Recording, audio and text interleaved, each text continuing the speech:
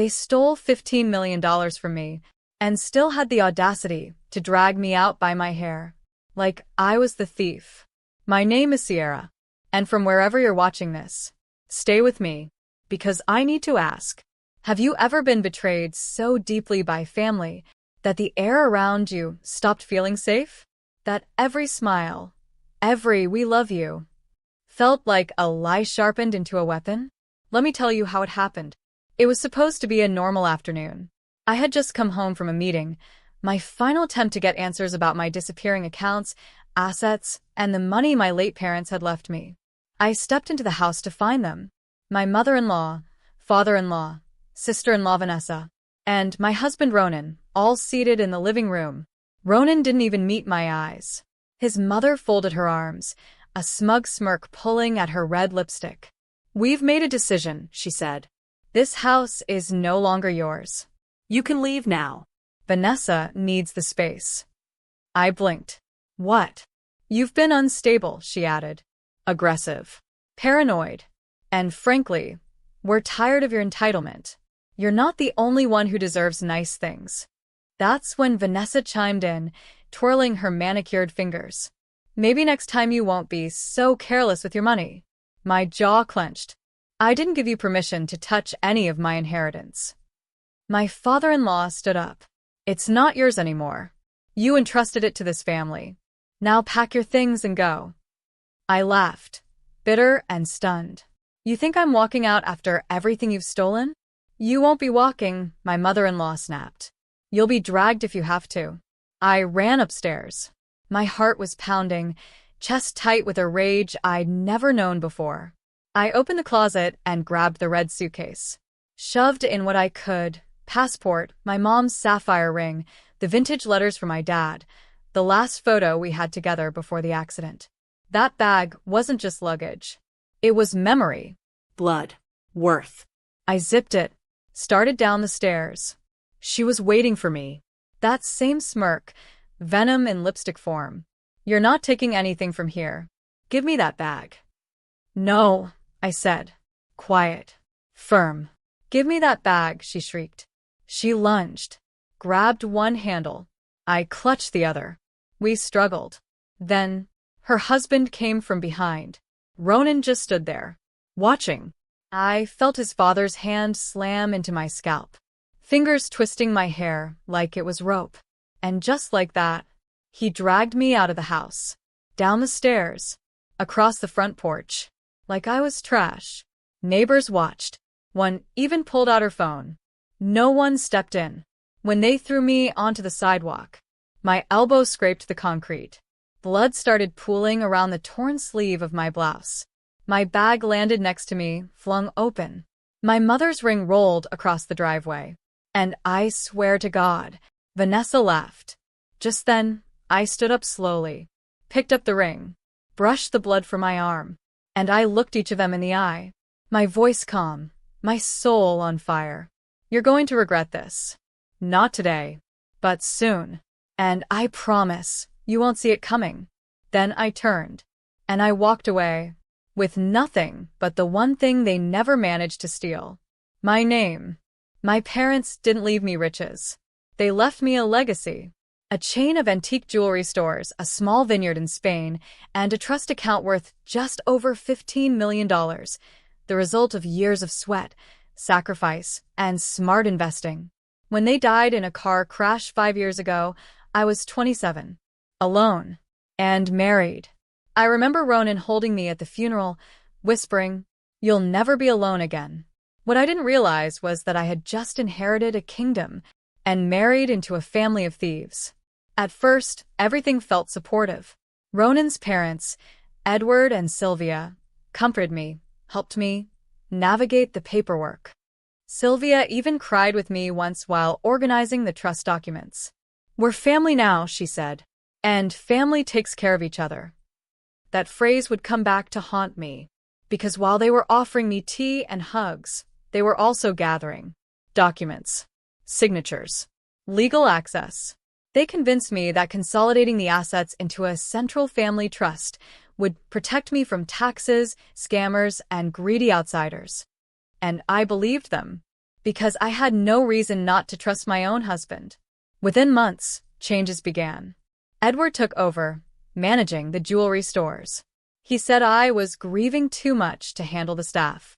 He fired my family's old employees and replaced them with loyal people. Sylvia convinced me to lease out the vineyard. Vanessa, the younger sister, was suddenly gifted a new apartment, a car, and a boutique store to pursue her dream. She hadn't worked a full-time job a day in her life. When I asked Ronan, he just shrugged. It's still all yours. It's just under the family name. But my name started vanishing. The jewelry stores were renamed. The vineyard management changed. The trust accounts were moved into a joint advisory system. Suddenly, I needed approval to access my own money. It's just protocol, Edward said. You agreed to shared stewardship, Sylvia smiled. Stop being so difficult, Vanessa snapped. I was the one who built nothing, but paid for everything. They made me feel ungrateful when I questioned things. Money changes people, Sierra, they'd say, as if I was the one manipulating bank accounts. Even Ronan. He would come home late, smell like expensive scotch, and say, "You're being paranoid. You have everything. Why can't you just relax?" Because I knew something was wrong. But every time I reached for answers, they handed me guilt instead of truth. And then the worst betrayal came on our 3rd anniversary. I had asked Ronan if I could access some of the liquid assets to invest in a women's entrepreneurship initiative. Something in my mother's memory. He said, "We already used it for the family." My throat went dry. All of it. Not all. Just enough to secure Vanessa's business, your father-in-law's pension trust, and some long-term properties. It's still in the family. Still in the family. Except suddenly, I wasn't the family anymore. That's when I stopped asking and started watching. Because when you feel yourself disappearing, you either fade quietly or you prepare to return like a storm. There's a moment grief turns into clarity. It doesn't come with fireworks. It's quiet, like the air right before a storm. For me, that moment came the night I overheard Vanessa's laughing in the kitchen. She actually believed the money was hers. I mean, who leaves that much to someone so stupid? Sylvia laughed too. Edward added, "Don't worry, sweetheart. Once she signs the house over, we'll be done with her completely." I was standing behind the door, frozen, shaking, not from sadness, but from awakening. It wasn't paranoia. It was betrayal. They weren't helping me manage my inheritance. They had orchestrated a theft with piano keys and politeness. The next morning, I emailed a contact from one of my father's old firms, a man named David Okoro, a forensic accountant who specialized in inheritance audits. I didn't tell anyone. David worked fast. Within days, he requested a full review of the trust structure and recent asset activity. He called me at midnight. "Sierra, you're not going to like what I found." Almost every major asset, the vineyard, the downtown apartment complex, even parts of my mother's antique collection, had been liquidated, transferred, or used as collateral in loans that were funneled into shell companies. Companies tied to Vanessa. Companies signed by Sylvia. And guess what name was used to validate some of those transactions? Mine. Except I never signed them. They forged my signature? David's voice was grim. Not once. Dozens of times. With notaries who were paid off. Some of these documents date back over a year. And just like that, every flash of confusion, every gut feeling I'd ignored, slammed into place like a door locking from the outside. I'd been robbed. From within my own home. And the people doing it called themselves family. I stared at the wall for a long time. Ronan was asleep beside me, breathing peacefully, like a man who never once considered the storm that could be born from the silence he dismissed. I got up, opened my laptop, started downloading every bank statement, every transaction, every document I could find. I printed everything, photographed everything else. The next day, I called my lawyer. She asked me one question. "Do you want to fight quietly or end this loudly?" I said, "I want to burn the entire script they wrote for me and write my own." That night, I looked at my wedding ring. It didn't feel like a symbol of love anymore. It felt like a collar I hadn't noticed tightening until I couldn't breathe. So I took it off, put it in a box, labeled it exhibits, evidence, proof. Because from this moment forward, my grief was over, and my revenge had begun. I stopped asking questions. I stopped crying. I stopped explaining myself. Because I wasn't looking for justice anymore. I was building strategy. It started with silence. I let them think I had surrendered, that their words worked, that their lies buried me. And while they gloated, I prepared. I hired an elite legal team through David's referral. Specialists in financial coercion, forged documentation, and estate theft. We began collecting evidence, not just of my signatures being forged, but the flow of money, the paper trail, and the complicity of each family member. Every transaction, every loan, every withdrawal. It was all there, written in the language of arrogance. I opened a private offshore account and transferred the last remaining untouched assets, a small set of foreign stocks my parents had placed in a forgotten safety net. Their final insurance. I used that to fund everything. Then I applied for dual citizenship, something my mother had started for me in her home country before she passed.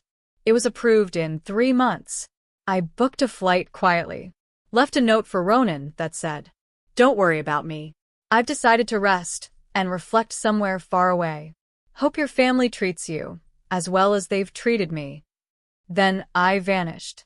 No warning, no location, no contact. I wasn't running away.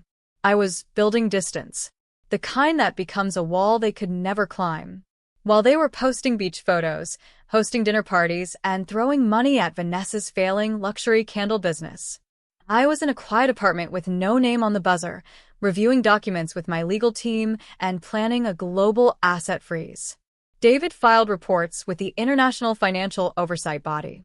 My lawyers submitted petitions across multiple jurisdictions. We had evidence of fraud, forgery, and coercion. The case wasn't just airtight. It was volcanic. They just didn't know it yet, because they still thought they'd won. Vanessa even posted an Instagram story 2 months later with the caption, "Some of us are born to inherit. Others are born to watch. Guess who got the villa? Nail Polish medium skin tone." I watched that clip on my burner phone and smiled. Let them think I was gone. Let them mock. Let them believe the lie they built.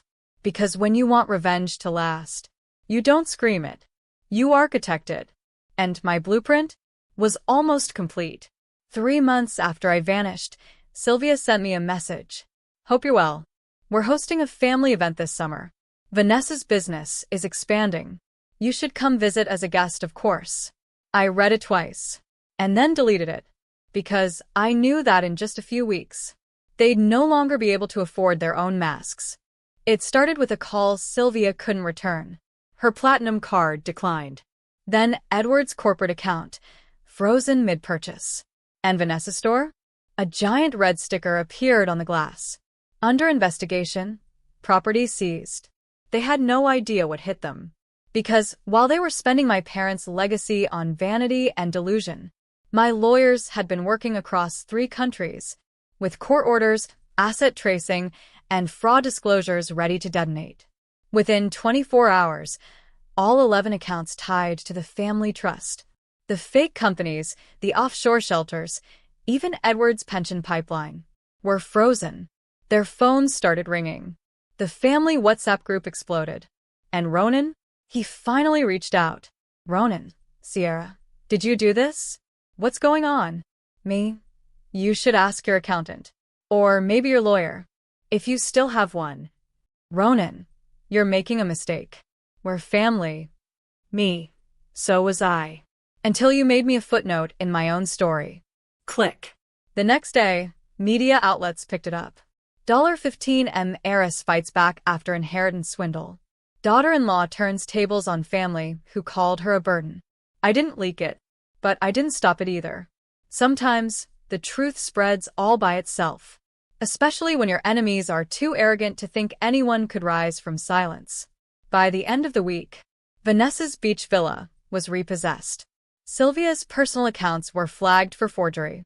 Edward's pension was under criminal scrutiny. The main family home, the very house I was dragged out of, was declared illegally acquired property. A judge issued the eviction order. Ronan sent another message. Ronan, you can't do this. Where will my parents live? Me.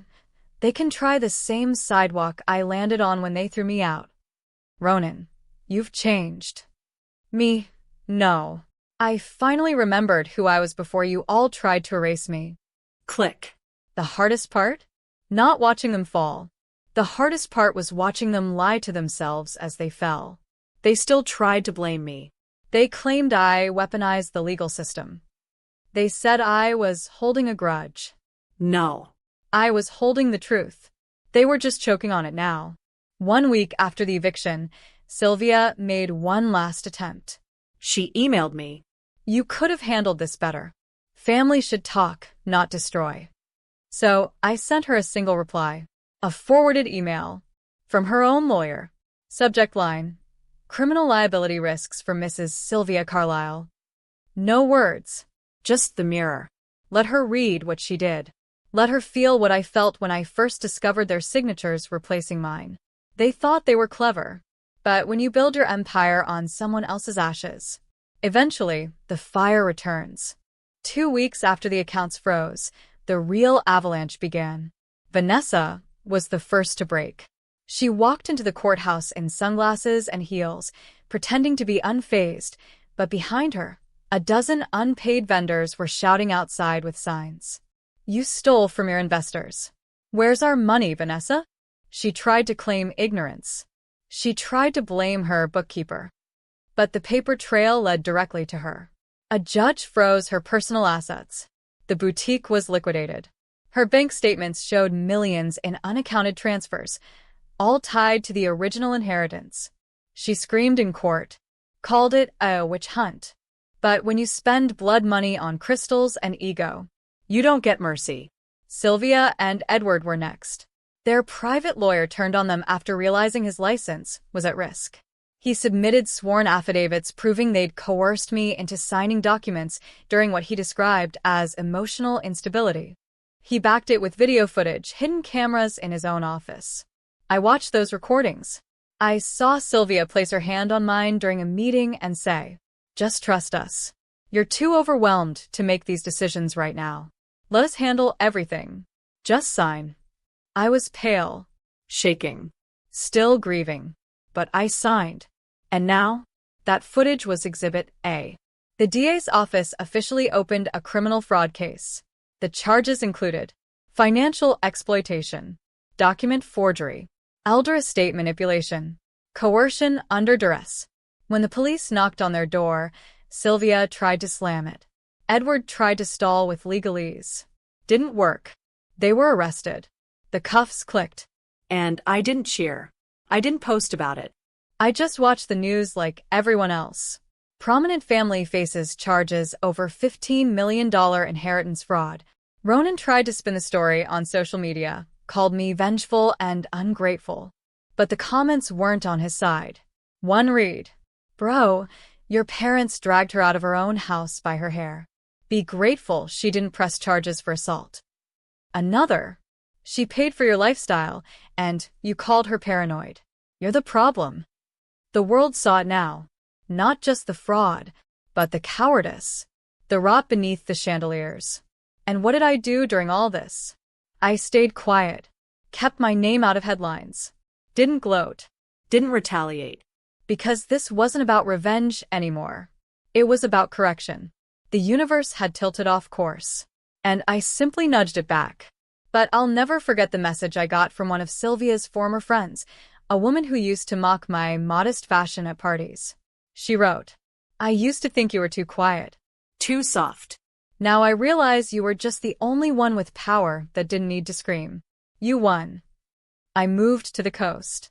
Not the flashy kind where yachts blind you with their reflection, but the quiet kind. A little town where the ocean didn't roar, it hummed. Where people said hello without scanning your jewelry first. Where I could breathe again. I bought a cottage with old wood floors and a garden that looked forgotten. I made it mine. And for the first time in years, I slept without clutching my fists. I started over in small ways. I took long walks, drank coffee with cinnamon, volunteered at a local youth center where girls with soft voices hid loud minds. And one day, while cleaning out the attic, I found my mother's old journal. Her words felt like a whisper across time. They may try to shrink you, Smile. then grow louder. I cried for 2 hours. Then I went back downstairs and started typing. 6 months later, I launched the Inheritance Project, a nonprofit for women who had their names, rights, or wealth stolen by family, spouses, or legal manipulation. We provided lawyers, financial audits, emotional therapy, and, when needed, a safe escape. The media covered it quietly. They tried to drag my past into the story. But I declined every major interview. Because this time, my name wasn't a headline. It was a lifeline for someone else. I never changed my number. Ronan kept trying. Sometimes with guilt. Sometimes with rage. Sometimes with silence followed by a single question mark. I never answered.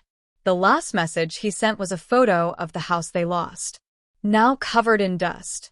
Boarded windows. "Hope you're happy," he wrote. I was. But not because they suffered. I was happy because I no longer had to explain my worth to people who never wanted to see it. One afternoon, at a bookstore near the harbor, I ran into a woman named Carla. She was struggling to choose between 2 novels. I made a suggestion. We laughed.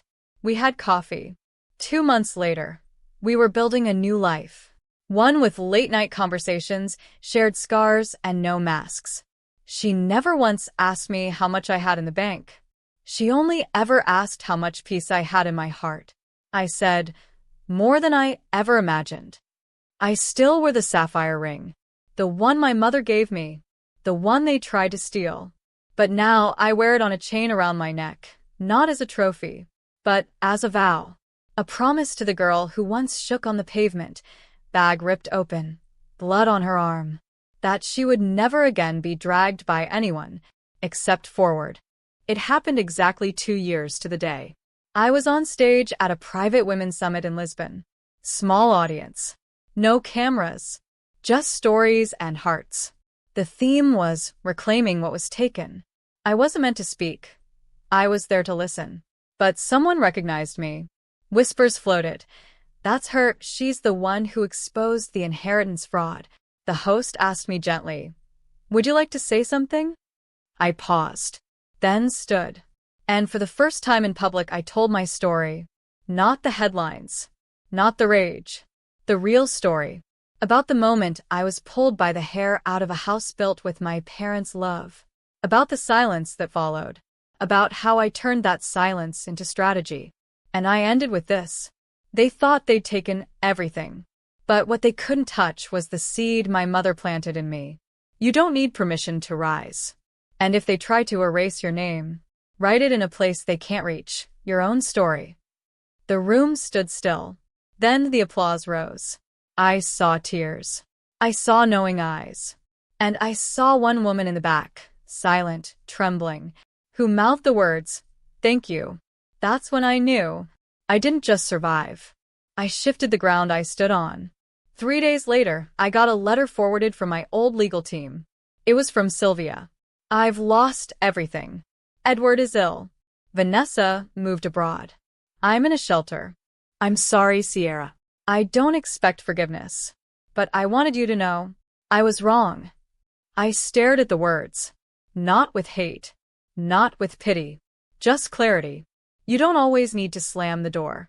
Sometimes you just need to walk through a better one. I didn't reply.